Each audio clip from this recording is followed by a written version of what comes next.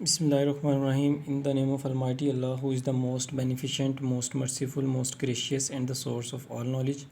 Here we have the lecture of science for grade 5. So students, it is the last article of this chapter कि हमने जो है इस chapter के अंदर हीट, लाइट और साउंड के बारे में पढ़ा था। और लाइट और हीट में हमने देखा था कि इसमें कौन कौन से हीट के मोड्स ऑफ ट्रांसफ़र होते हैं, like convection, conduction and radiation. फिर हमने लाइट के अंदर उसके प्रोसेसेस पढ़े थे, रिफ्लेक्शन, डिफ्रैक्शन, डाइफ्रैक्शन, और फिर लास्ट में हमने देखा था कि कन्वेक्स और कनकेव लेंसेज जो हैं वो आपके पास क्या होते हैं। आज हमने देखना है कि हमारे पास म्यूज़िक मेकिंग क्या होता है। तो according to the definition defined by the book, music is a collection of different sounds. However, they are not just any sounds. If this were the case, a cow mowing and a sheep baying would be considered to be making music. Music is when something vibrates causes the something else to vibrates. अब music जो है इसकी definition के मुताबिक अगर आप कोई भी चीज़ वाइब्रेट कर रही होती है तो उसकी वाइब्रेशन की वजह से दूसरी चीज़ भी वाइब्रेट करना शुरू कर देती है। और इसको जो है वो हम लोग कहते हैं कि जो वाइब्रेशन जो दूसरी बॉडी में प्रोड्यूस हो रही है और पहली बॉडी की जो साउंड है, इन दोनों की मदद से जो आवाज़ नहीं पैदा हो रही है उसे हम लोग म्यूज़िक का नाम देते हैं, इसे म्यूज़िक मेकिंग कहते हैं। मिसाल के तौर पे उसने पहला ये जो पैराग्राफ है इसके अंदर एक मिसाल दिया कि अगर आपके पास एक गाय जो है वो बोल रही है और एक भेड़ जो है वो दोनों बोल रही हैं, जब वो दोनों आपस में एक दूसरे के साथ बोलती हैं एक साथ, तो जो नई आवाज़ पैदा होती है उन दोनों की आवाज़ को मिला के, तो उसे हम लोग म्यूज़िक कहते हैं। और इसकी कॉमन एग्जांपल ये है, आप लोगों ने ड्रम देखा होगा जिसे ढोल कहते हैं। ढोल जो है जब उनको स्टिक्स के साथ जो है वो बजाया जाता है तो क्या होता है कि आप अपने हाथ से वाइब्रेशन प्रोड्यूस करते हैं स्टिक के अंदर, और स्टिक की वाइब्रेशन जो है वो जब जाके टकराती है ड्रम के साथ तो वो ड्रम के अंदर भी जो है वो वाइब्रेशन पैदा कर देती है।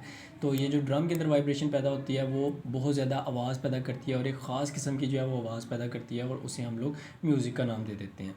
इसी तरह हमारे पास एग्जांपल जो है वो गिटार की भी होती है। गिटार में क्या होता है कि ये आप देख सकते हैं कि ये इसके अंदर स्ट्रिंग्स लगी होती हैं।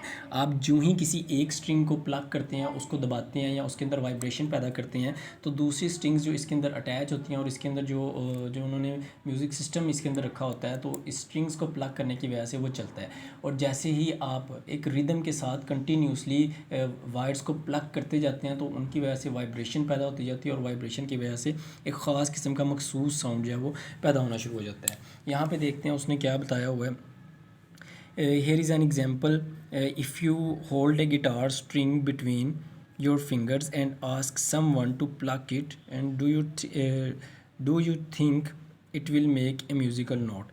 वो कह रहे हैं कि आपने जो है किसी को कहा है कि आप इसकी एक स्ट्रिंग जो है उसको प्लग कर लें और प्लग करके जो है आप क्या ये किसी किस्म का साउंड पैदा करेगा? ये किसी किस्म का साउंड पैदा नहीं करेगा, क्योंकि प्लगिंग करने के बाद उसको छोड़ना ज़रूरी है, ताकि जब हम उसको छोड़ेंगे तो उसके अंदर वाइब्रेशन जनरेट होगी और वो वाइब्रेशन जो है वो फर्दर उसके अंदर जो है म्यूज़िक को जो है वो जनरेट करेंगी। तो यही आंसर उन्होंने लिखा हुआ है, no it won't, it will vibrate but you will not hear a note. Now, if you attach that string across the sound box of a guitar, the vibrating string causes the sound box to vibrate.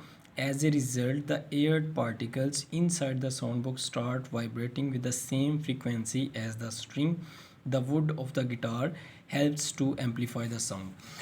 तो ये बिल्कुल वही phenomena है कि जब आपने string को plug किया, स्ट्रिंग से वाइब्रेशन जनरेट हुई हैं और वो वाइब्रेशन जो है वो एयर पार्टिकल्स के ज़रिए मूव करते हुए साउंड बॉक्स तक गई हैं और साउंड बॉक्स से जो है मज़ीद फिर वो उसी फ्रीक्वेंसी से वाइब्रेट करने के बाद जो है वो आउटर एटमॉस्फेयर के अंदर हम तक आती हैं जो हमें सुनाई देती हैं। और जो गिटार की बॉडी होती है, ये सारा इसका जो स्ट्रक्चर होता है, ये इसकी आवाज़ को एम्पलीफाई करने के अंदर बहुत ज़्यादा मददगार साबित होता है। Okay, so it is clear to you कि किस तरह से म्यूज़िक बनता है कि आपके पास कोई भी एक बीट जो है वो वाइब्रेट करती है और उसकी मदद से और भी 2 से 3 बीट्स जो उसके साथ कनेक्टेड होती हैं वो वाइब्रेशन की वजह से उनमें वाइब्रेशन पैदा होती है और हमें आवाज़ आना शुरू हो जाती है। तो ये आपके पास म्यूज़िक मेकिंग का पूरा फिनोमेनन होता है। तो स्टूडेंट्स, अब आपने इसके अंदर जो लर्न करना है वो आपने सबसे पहले ये म्यूज़िक की डेफिनेशन लर्न करनी है कि music is something that vibrates causes something else to vibrate and the second object also amplifies the sound.